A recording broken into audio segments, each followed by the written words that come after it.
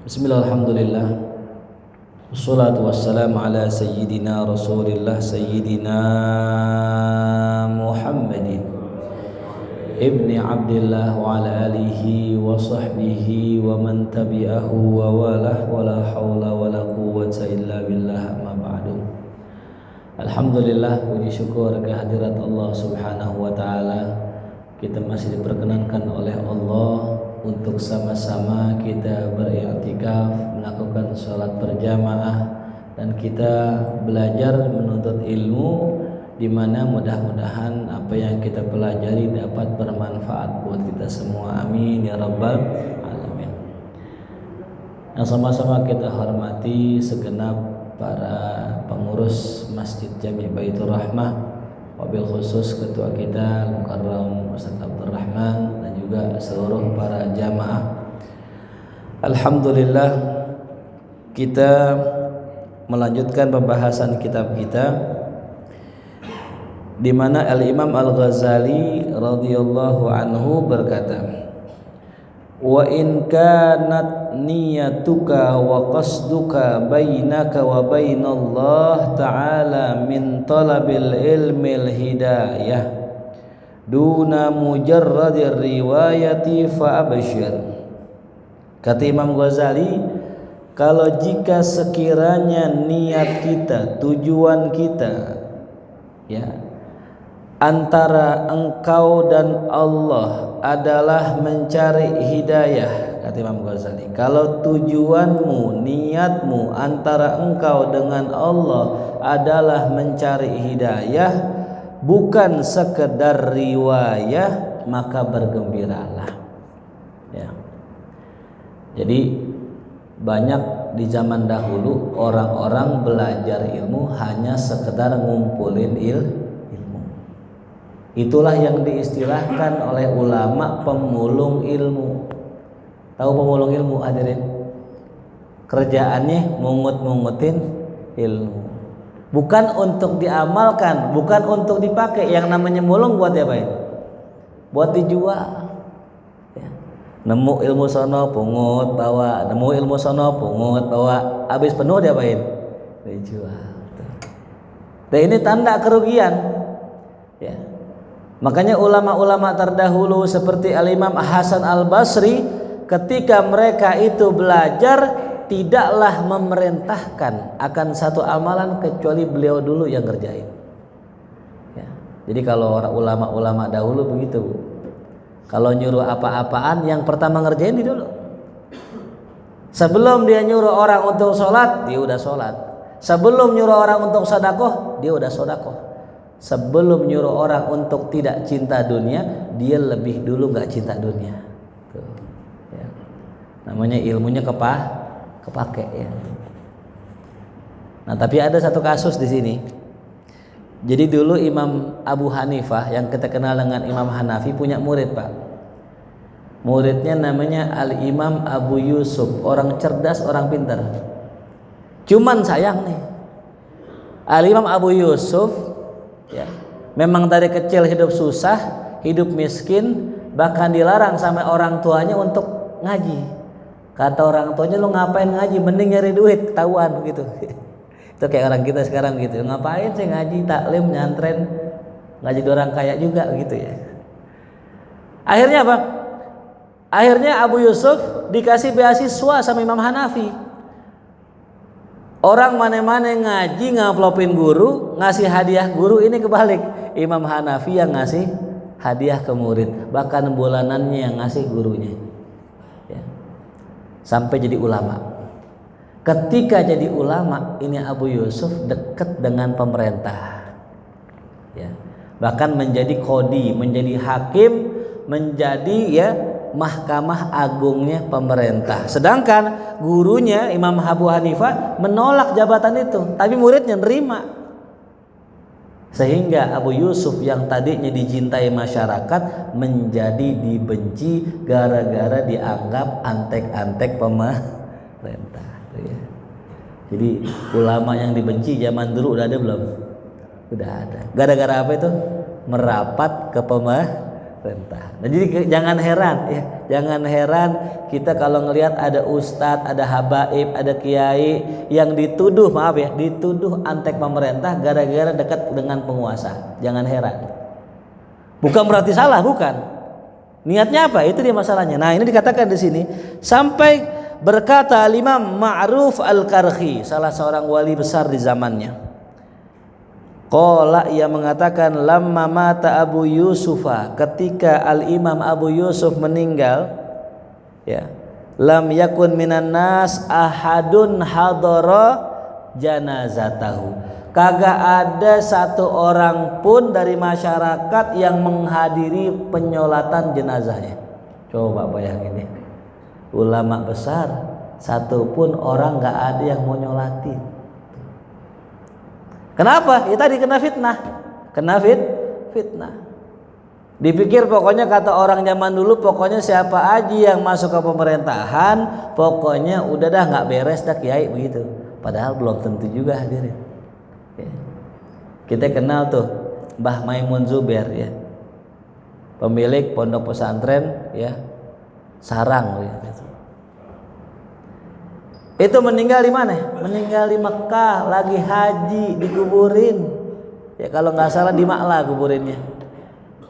Dikuburin di sana di Mekah. Kalau di Mekah itu dalam beberapa tahun dicek ya kuburannya, digali lagi kuburan. Kalau jenazahnya udah nggak ada, dipindah. Pas dibuka jenazahnya masih ada. Masih utuh. Dibuka lagi masih utuh. Ya. Siapa Mbah Maimun? Mbah Maimun itu dulu pengurus partai P3. Pengurus partai P3. Hati-hati kita ya. Pengurus partai matinya husnul khatimah. Innamal a'malu binniyat. Amal tergantung niat ya. Lantas ketika nggak ada yang nyolatin ya, faraaituhu fil manam, Al-Imam Ma'ruf Al-Karhi bermimpi di dalam tidurnya qabla an yudfana, sebelum Imam Abu Yusuf dikuburkan. Jadi sebelum dikuburin nih, ini wali besar yang tadi cerita ngimpi. Di dalam ngimpinya fakultu lahu, aku bertanya pada Abu Yusuf yang baru meninggal, ma fa'alallahu bik, apa yang Allah kerjakan untukmu, artinya apa yang Allah lakukan untukmu di dalam kubur. Apa kata Abu Yusuf yang meninggal tadi? Ghafarali Rabbi, Tuhanku mengampuni dosa-dosaku. Qultu, aku tanya, bimada, dengan apa Allah mengampuni dosamu? Kata Abu Yusuf, binushi lil muta'allimin, lantaran sebab aku sering memberi nasihat kepada para pelajar ya. Jadi lantaran sebab ngajar. Fantabahtu, maka aku bangun ya, minan naum, dari tidurku. Fasyahidtu janazatahu, aku buru-buru menghadiri jenazahnya. Ketika Al-Imam Ma'ruf Al-Karhi, wali besar di zaman itu, datang menyolatkan Al-Imam Abu Yusuf, semua orang pun ikut menyolatkan tuh. Nah, jadi pelajaran apa yang pertama tadi, yang salah satu ya, jangan kita menuduh orang yang dekat dengan penguasa sebagai orang zalim atau antek-antek penguasa, jangan. Sekarang saya mau tanya hadirin, mending mana pemerintah kita yang mimpin orang zalim apa orang soleh?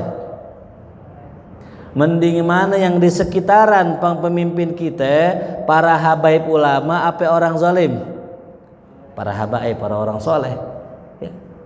Bahkan kita membaca sejarah kemerdekaan Indonesia, bahwasanya Indonesia sebelum merdeka itu peran ulama, peran habaib banyak.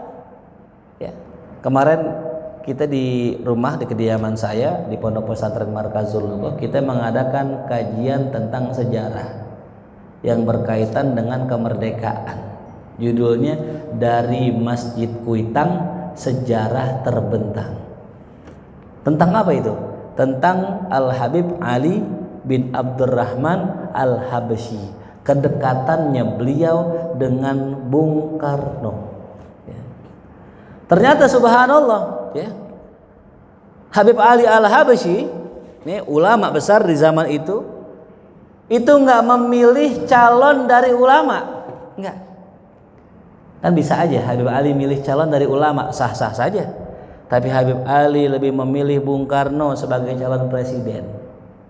Apa dasarnya? Yang namanya presiden tuh nggak mesti ya dia itu ustadz, nggak mesti kiai, nggak. Yang penting dia itu mau melaksanakan, menjalankan hukum-hukum syariat tuh. Ya. Singkat cerita tadi, Bung Karno itu dikelilingin para habaib, mending tuh. Ya. Tapi apa balasannya? Banyak orang-orang yang menuduh Habib Ali antek-antek Belanda karena pakai lencana, padahal enggak Pak, bersiasat Habib Ali. Said Usman gurunya pun sama, dapat lencana daripada Ratu Wilhelmina, Ratu Belanda, dapat. Ketika dapat lencana, orang sekarang bilang apa? Sayyid Usman antek Belanda. Nauzubillah min zalik. Ada gak yang begitu? Di YouTube banyak gak sekarang? Tuh. Dia nggak ngerti, nggak tahu. Kasihan ya. Bagaimana ulama-ulama dulu bersiasat. Makanya politik dalam bahasa Arabnya siyasatun. Politik dalam bahasa Arab namanya apa? Siasah. Apa siasah? Siasat, strategi. Ya. Jadi kita jangan terlalu polos dalam berpolitik. Jadi kalau misalnya ada orang, ya dia itu punya kepentingan politik, itu biasanya bersiasat. Ya. Sampai kemerdekaan dulu, pembacaan teks proklamasi harusnya dibacakan di lapangan Ikada Monas. Memang perjanjiannya dengan Jepang begitu, kagak ada yang namanya acara besar kecuali di lapangan Ikada. Nah ketika dibawa ke Rengas Dengklok Bung Karno, sepulang dari sana Jepang udah siap-siap snipernya orang-orang yang pengen nembak Bung Karno di lapangan Ikada. Tapi subhanallah, ya, siasat Allah lebih hebat daripada siasat manusia. Orang-orang sudah berkerumun di lapangan Ikada nungguin Bung Karno nyampe teks proklamasi. Jepang udah siap nembak pengen ngebunuh Bung Karno. Bung Karno malah ke Jalan Pegangsaan ngebacain teksnya di rumahnya. Itu subhanallah. Ya. Itu siasat bukan hadirin? Siasat itu. Siapa yang bikin siasatnya? Allah udah. Dibacakan teks proklamasi. Kenapa kok teks proklamasi agak siangan dikit? Nggak pagi-pagi jam 7 gitu, jam 8 enggak. Karena Bung Karno pada saat itu sakit. Ya, badannya panas, meriang. Karena meriang sakit, maka minum obat dulu, agak lama keluarnya. Pas keluar itu udah agak siang. Ada hikmahnya. Kalau mungkin nggak sakit, mungkin ke sana kali, ke lapangan. Makanya karena sakit akhirnya baca proklamasi di mana? Di rumahnya itu. Ya Allah, luar biasa cara Allah pengen ngelindungin hambanya tuh. Seandainya Bung Karno nggak sakit, ya itu ke lapangan Ikada ditembak kan? Oh luar biasa ya. Makanya sekali lagi husnudzon kita dengan para ulama wajib hukumnya. Apalagi kita yang belum sampai ilmunya hadirin. Ya. Kita punya gurunya kita punya guru namanya Al Habib Salim bin Ahmad bin Jindan. Ini ya muridnya Habib Ali Kuitang. Itu masya Allah luar biasa. Suatu hari dapat kita kisah dari guru kita. Habib Salim dipijitin hadirin. Dipijit. Jam 11 hari Jumat. Sampai setengah 12 masih mijit juga. Habib tidur. Ini ustadz yang mijitin bingung nih gimana nih ya, mijitin terus apa Jumatan nih, udah mijitin dulu dah, ntar baru menjelang azan menjelang ini baru aneh ke masjid. Subhanallah, Habib pulas tidur, udah azan baru buru-buru ke masjid, rapi ke masjid selesai, subhanallah kaget nih orang. Habib Salim udah di masjid khutbah, padahal tadi baru diapain tuh? Baru dipijit. Subhanallah. Jangan kita buruk sangka dengan wali-wali Allah.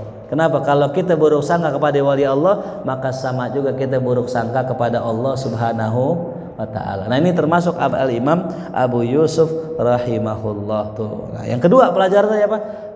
ya, fadilah atau keutamaan mengajar, ya. Ini kalau di zaman dulu saya dapat kisah, kebetulan orang tua saya orang Sawangan, orang Pasir Putih. Dan kebetulan engkong saya itu guru ngaji Quran. Itu subhanallah zaman dulu ya, orang begitu giroh dengan yang namanya ilmu, kadang ngaji jauh berkilo-kilo nyampe. Ya. Dan yang kedua, guru juga sama. Gurunya ikhlasnya luar biasa. Beda sama guru-guru sekarang beda. Zaman dulu bahkan ketika orang ngajar itu ya resikonya apa? Belanda. Kalau zaman Jepang ya Jepang, ditembak sama Jepang, gelap jalanannya. Tapi subhanallah, nah itulah yang menyebabkan banyak ulama-ulama dulu diangkat jadi wali karena itu. Ya. Jadi kalau kita pengen dekat sama Allah tuh, ikutin jejak para alim ulama kita. Nah seandainya niatmu dan seandainya niatmu dan tujuanmu karena Allah, maka bergembiralah. Ya. Kenapa? Fa innal malaikata tabsutu laka ajnihataha. Karena kalau engkau belajar karena Allah, malaikat akan membentangkan sayapnya untukmu. Idza masyaita, apabila engkau berjalan. Ya. Jadi Bapak hadirin Ibu sekalian, tadi sebelum berangkat ke sini itu malaikat sudah apa tuh? Bentangkan sayapnya untuk kita. Tuh, ya. Tapi kalau niatnya mau ngapain? Mau ngaji gitu. Tapi kalau habis sholat langsung pulang, malaikat nggak bentangin sayapnya, nggak. Wahitan al-bahri, begitupun hitan, ya ikan-ikan di laut. Ya. Kalimat hitan di sini ya itu maknanya ikan besar maupun ikan kecil. Ya. Ikan besar maupun ikan kecil. Jadi di laut Pak itu kata ulama dulu jangan makan ikan laut gitu. Ya. Apa alasannya jangan makan ikan laut dalam kitab Ta'limul Muta'allim? Kata diantaranya alasannya karena ikan senantiasa istighfar buat kita. Ya. Kalau ikannya kita makan, ntar yang istighfar siapa? Tuh. Ya. Ya. Tapi ada lagi yang mengatakan begini. Ini lebih kekinian. Ikan air tawar itu beda sama ikan air laut. Kalau ikan air laut di sana banyak kandungan merkuri, tahu merkuri? Itu yang berbahaya buat tubuh, maka tidak disarankan untuk banyak-banyak sering-sering makan ikan laut. Karena banyak mengandung merkuri, termasuk tuh kerang yang kita makan di abang-abang tuh ya. Bahkan orang yang sering makan kerang lebih gampang kena apa tuh? Asam urat ya. Tuh. Yang terakhir, kenapa alasannya jangan makan ikan laut? Mahal itu bikin dompet tipis itu ya. Ya, jadi Al-Imam Zarnuji melarang ya para santri untuk makan ikan laut. Alasannya 3 tadi. Kayaknya yang paling 3 yang paling logis ya, mahal gitu. Ikan laut mahal tuh. Dan ikan-ikan di laut tastaghfiru laka, semuanya memohonkan ampun untukmu. Idza sa'aita, apabila engkau pergi menuntut ilmu. Ya Allah ya. Ada pertanyaan begini, Ustadz, itu yang dimintain ampun oleh ikan siapa? Ya, jawabannya orang yang nuntut ilmu. Lah emang itu ikan kenal namanya dia tuh. Kita kalau ngasih makan kucing, ya kita masih makan kucing nih, kucingnya kenal gak sama kita? Kenal orang kucing kita. Kadang-kadang kucingnya kita kasih nama, kan kucingnya pakai Freddy gitu, kita kasih nama. Kucing kenal sama kita karena kita majikannya. Nah sekarang kita belajar, kita ngaji, ikannya di laut. Saya mau tanya, laut dekat gak di mari? Di mana laut di mari paling dekat? Ancol. Saya mau tanya, tuh ikan kenal gak sama kita? Emang ikan tahu gitu kan? Kata ulama ya, nih ada 2 makna dalam mensyarahkan hadis ini.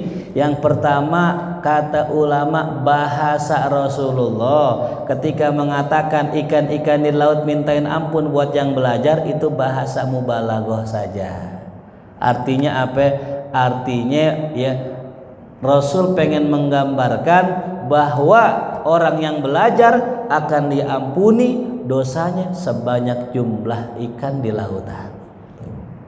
Karena tadi ikan nggak mungkin tahu ya, kita siapa, lagi ngapain, ikan nggak tahu. Yang kedua, maknanya hakiki. Betul ikan memohonkan ampun tapi tidak menyebut nama kita. Yang disebut adalah sifat orang yang belajar. Ya Allah, ampunilah semua orang yang belajar ilmu agama, masuk ke kita ya. Jadi bisa-bisa aja ikan memintakan ampun untuk orang yang sedang belajar. Cuman orang yang belajar ada sifatnya, ada niatnya. Apa yang pertama ya?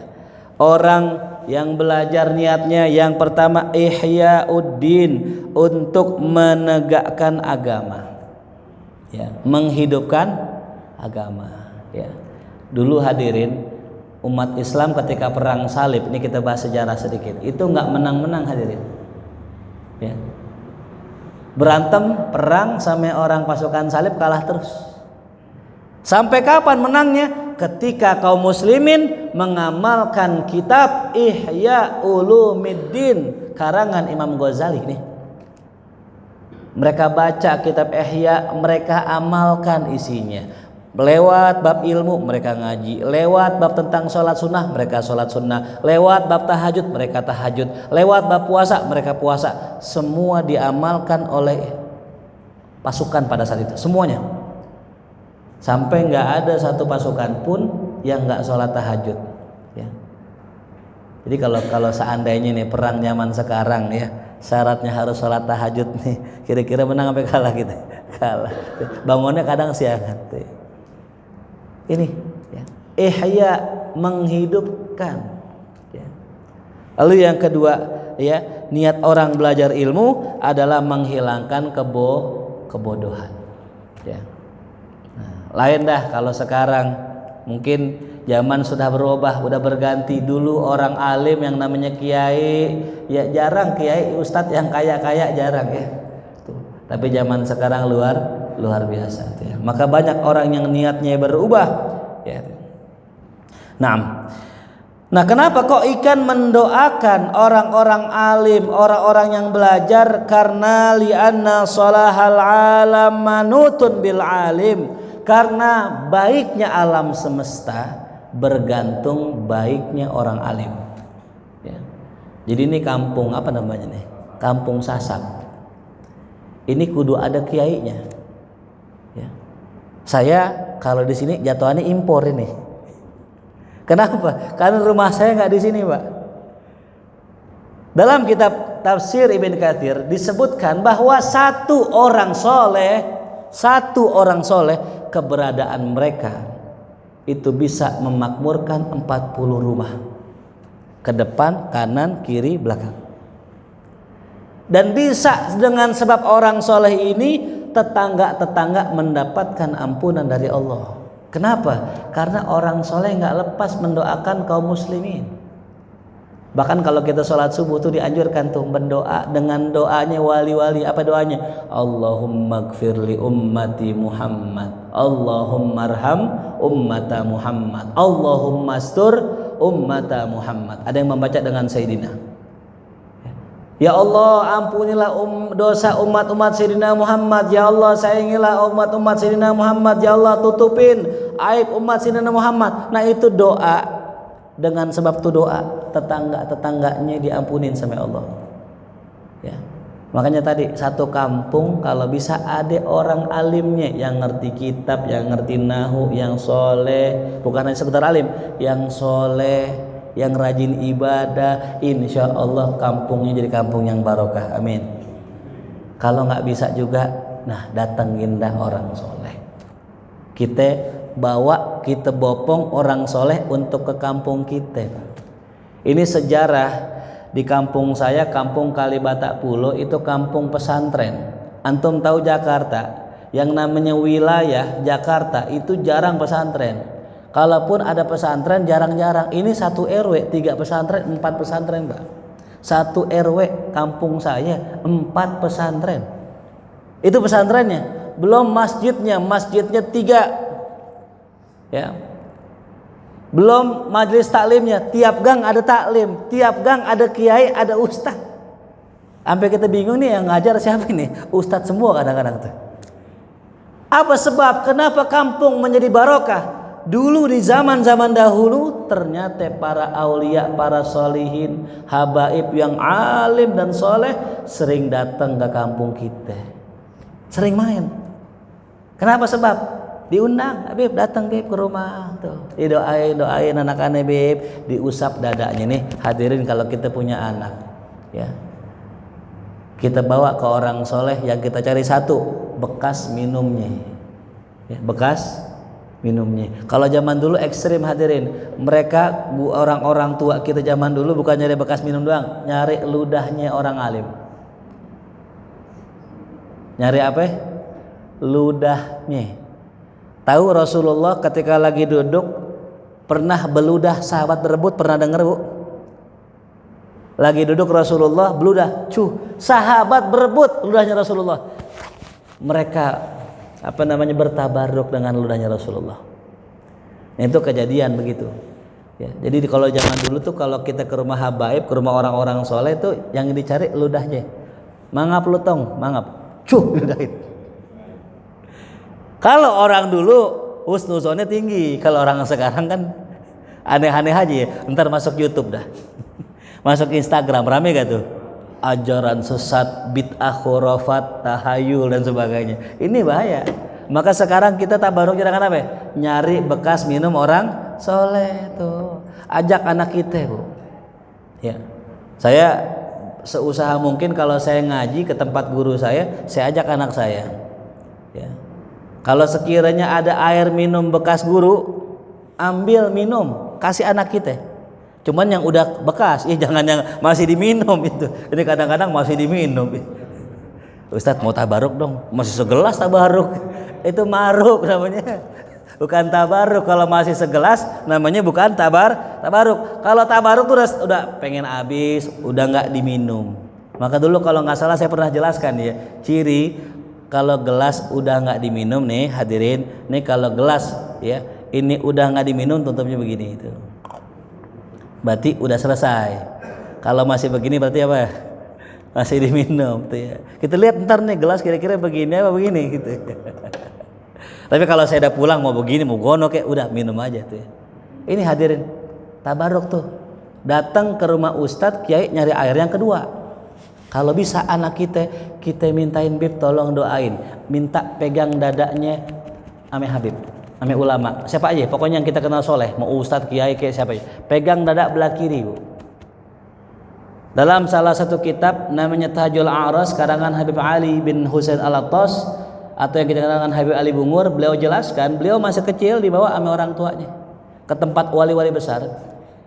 Sampai ke tempat wali besar ngapain? Didoain. Nah, dan dipegang dadanya sebelah kiri, dibacakan surat Alam Nashrah laka sadrak wa wada'na anka wizrak alladzi anqadha dhahrak wa rafa'na laka dzikrak sampai selesai.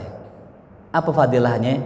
Ya, kata salah satu ulama di Jakarta, saya pernah dengar ya, dia mengutip perkataan Sayyidil Walid Habib Abdurrahman bin Ahmad As-Segaf Al-Bushra Citayam, bahwasanya orang kalau dibacakan Alam Nashrah di dada sebelah kirinya maka insyaallah selamat dari zina. Selamat dari apa? Zina ya. Jadi anak perempuan kita Bu, ya anak laki kita Pak, bacain Alam Nashrah tiap pagi nggak apa-apa. Sambil duduk sini nak, sini duduk, dibacain nama ayahnya. Bismillahirrahmanirrahim. Alam nashrah laka sadrak wa wada'na anka wizrak, itu aja. Ya, simpel apa susah? Simpel, mudah, nggak rumit, nggak, asal mau doang. Ya. Terus kalau mau pinter bagaimana? Bacain di palanya inna anzalnahu fi lailatul qadar wa ma adraka ma. Kenapa dibacain Lailatul Qadar? Ya, agar turun Al-Quran. Ya, inna anzalnahu. Kenapa dibacain Alam Nashrah? Agar hatinya lapang. Tuh ya. Ini Bu amalan ya. Kalau kita ketemu orang soleh, Pak Kiai, Pak Ustadz Habib, tolong doain anak saya. Pegangin tuh, dibacain Bismillahirrahmanirrahim tuh. Ya. Nah, jadi keberadaan orang alim di satu kampung menyebabkan ya kebaikan buat kampung tersebut. Ya. Makanya kalau bisa nih Pak nih, kalau punya anak perempuan ya, cariin lakinya ustadz, ya, cariin suaminya ustadz tuh Bu ya. Kalau ada yang mau ngangkat mantu siapa? Ustadz. Ya. Kalau bisa yang masih muda nggak apa-apa, boleh juga itu. Kenapa? Dari sekian banyak anak kita punya anak perawan 5, yang atuh ame pedagang, yang atuh ame karyawan, kurang barokah. Cari satu dah ustaz. Ya. Kalau perlu bapak yang nyariin. Ini kalau zaman dulu begitu Pak. Jadi bukannya calon mantu yang nyari bini, bukan. Yang nyari bini orang tua si perempuan. Ya. Lagi ada misalnya ada orang sering ngaji, rajin ngaji, kita kenal siapa ini, kita selidikin ternyata ustadz Usmu namanya kalau di kampung saya, Usmu ustadz muda. Wah boleh juga ustadz nih ya, samperin. Nah kamu udah punya istri belum Pak, mau nggak sama anak saya tuh? Wah ya. Anak bapak punya anak masih 20 tahun, mau nggak nikah sama anak bapak? Wah saya nggak punya duit Pak. Tenang, jangan mikirin duit ya, biar orang tua kamu aja mikirin. Sama aja sih. Tenang, jangan mikirin duit. Bismillah, kamu siap berapa? Bismillah, bapak siap. Tuh ya. Yang begini yang langka ini ya. Jadi kalau kita pengen mungut mantu, cari mantu orang soleh ya. Kalau cinta betul dengan ulama, alhamdulillah ya, saya pribadi bersyukur ya Allah. Karena saya cinta dengan habaib, cinta dengan ulama. Alhamdulillah saya punya adik ipar as-segaf ya, minal habaib ya. Kenapa tadi? Tabarruk ya. Kita nikahin adik kita dengan habaib. Ntar anaknya siapa tuh? Habaib. Jadi ponakan kita siapa tuh? Habaib. Jadi tabarruk dengan sanad Rasulullah sallallahu alaihi wasallam. Ini tadi ya. Nah, jadi Bapak Ibu hadirin sekalian, kalau antum pergi ke daerah-daerah Jawa di sana, ada daerah Peloso, ada daerah Langitan, ada daerah Lirboyo, ada daerah Rembang, semua tempat-tempat yang kita kenal sekarang besar, itu pasti ada kiainya, ada orang alimnya. Ya. Makanya kita bersyukur kalau di kampung kita ada madrasahnya, ada sekolahnya itu. Karena berpengaruh itu hadirin. Lingkungan ya, pesantren itu preman-premannya kadang-kadang bekas santri.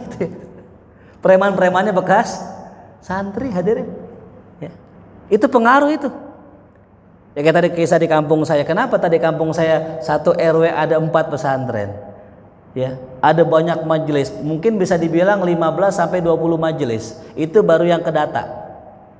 Belum pengajian emak-emaknya yang masya Allah luar biasa tuh ya. Belum pengajian receh-recehannya.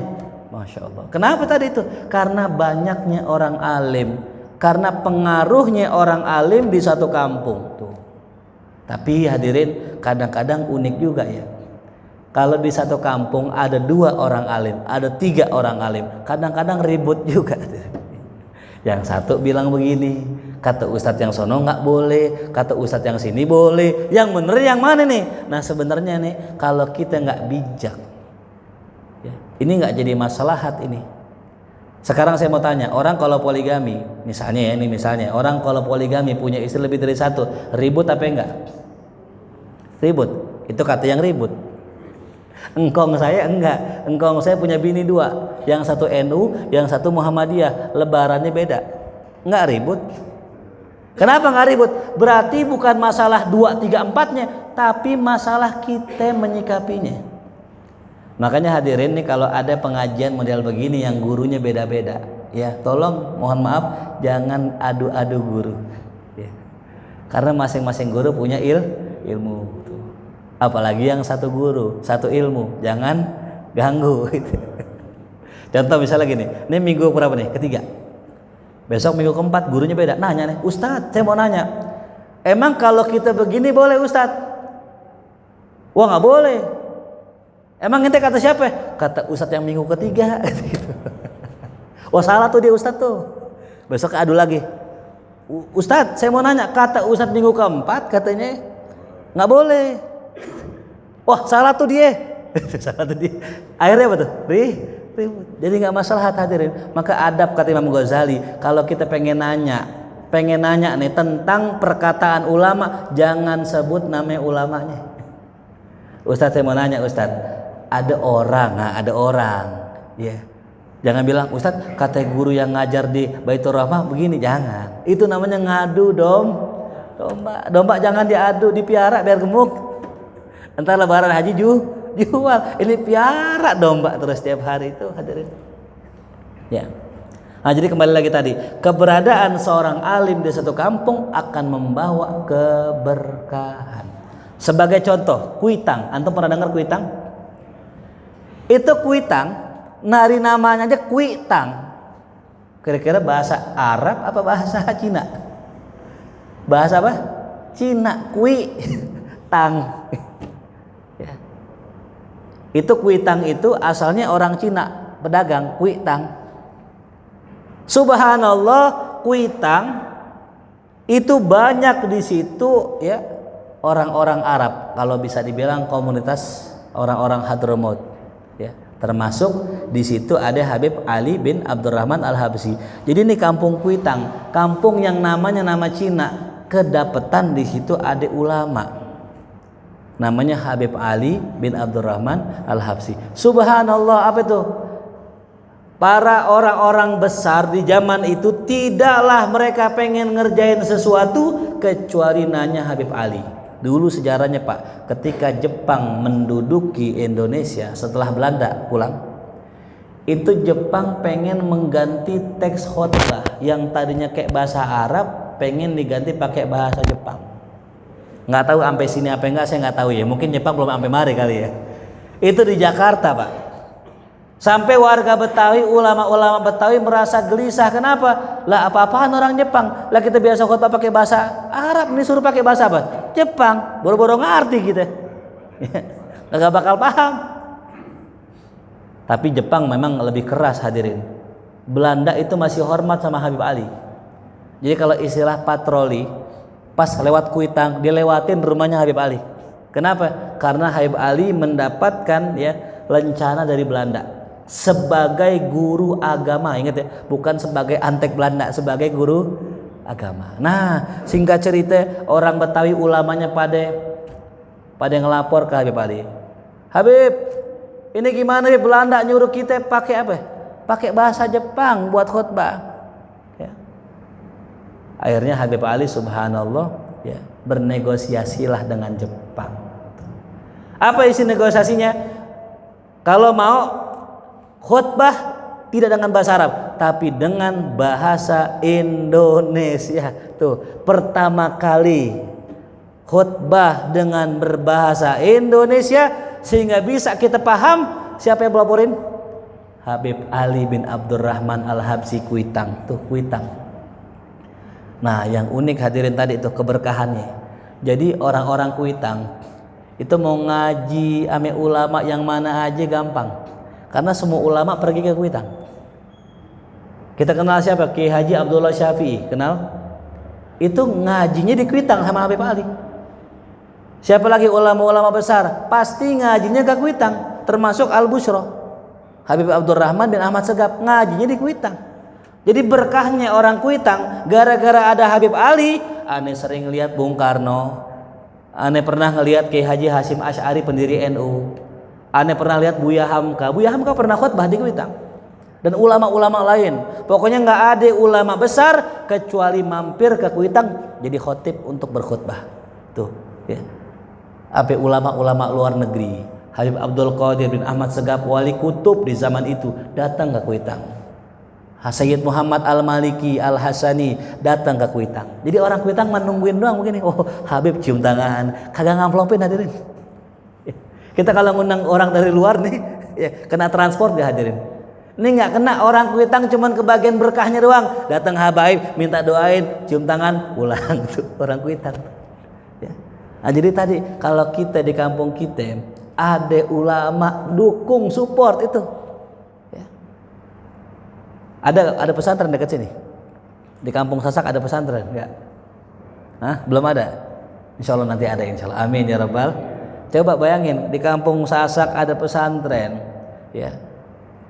Nanti kemudian suatu hari pesantren tuh mungkin ya mengundang Habib Umar bin Hafiz, masya Allah, ya. Mengundang Habib Syekh Solo, Allahu Akbar. Mungkin nggak? Mungkin saja, ya. Nah, makanya tadi ketika ya ikan itu memohonkan ampun buat orang soleh, buat orang alim, kenapa? Karena berkah orang alim alam semesta baik, ya. Makanya ada kaitan alim sama alam, beda cuman apa? Harokat doang.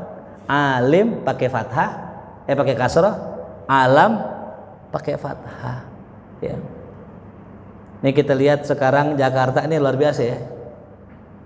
Itu langitnya luar biasa ya. Saya juga kaget itu. Sampai sini enggak? Sama kali sini juga.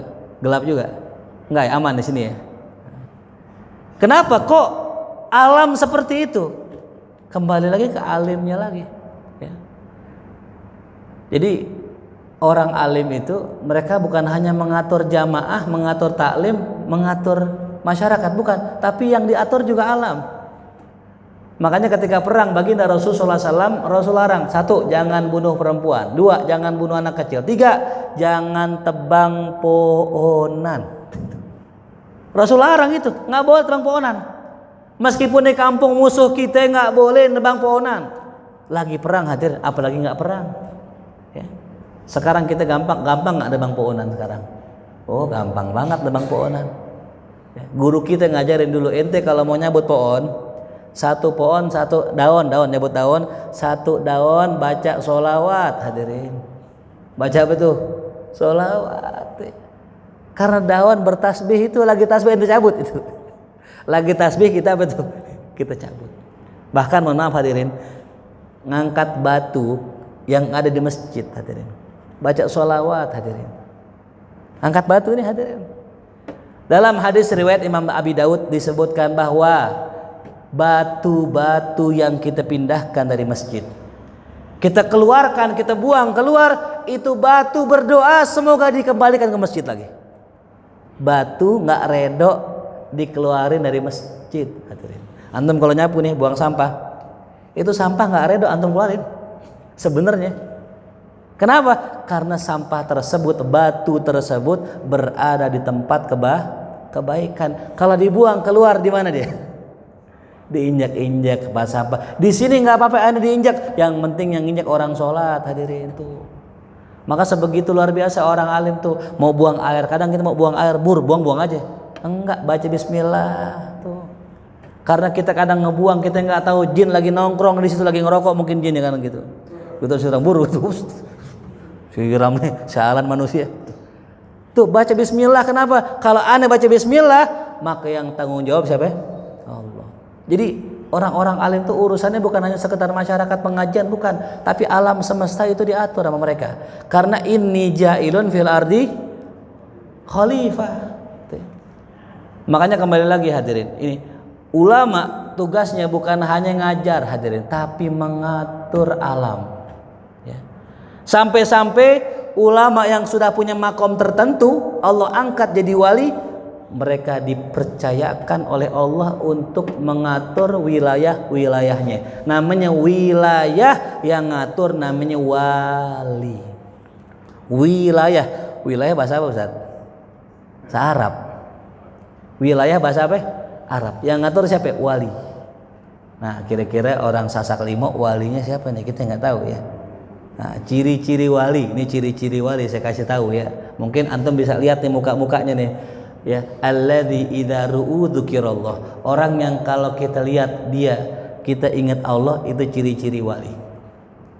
Wali nggak mesti pakai sorban, enggak. Wali nggak mesti pakai imamah, enggak.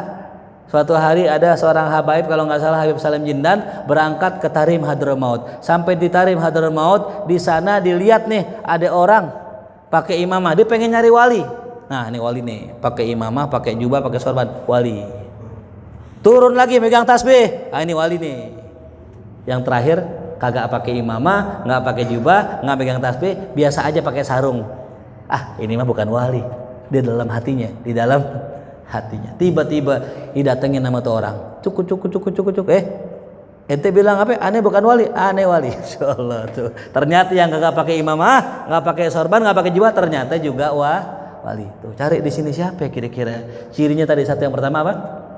Kalau dilihat bikin kita ingat sama Allah. Tuh, ya. Karena kata Syekh Abdul Wahab Sya'rani, tidaklah ada 40 perkumpulan. 40 perkumpulan. Ini kayak gitu nih. Berapa orang nih? Tuh, ada 40 orang. Ada, ada. Illa wa fihim waliullah, kecuali di dalam perkumpulan itu ada wali Allahnya. Nah sekarang wali Allahnya siapa ini? Mungkin jamaah dalam hati, aneh Ustadz. Ya salam. Ustadz belum tahu aja aneh. Kata ulama wali terbagi 3. Ada yang tahu dirinya wali, ya. Yang kedua ada yang nggak tahu dirinya wali. Tapi orang tahu ada. Ya, yang ketiga orang nggak tahu, dia nggak tahu. Ya.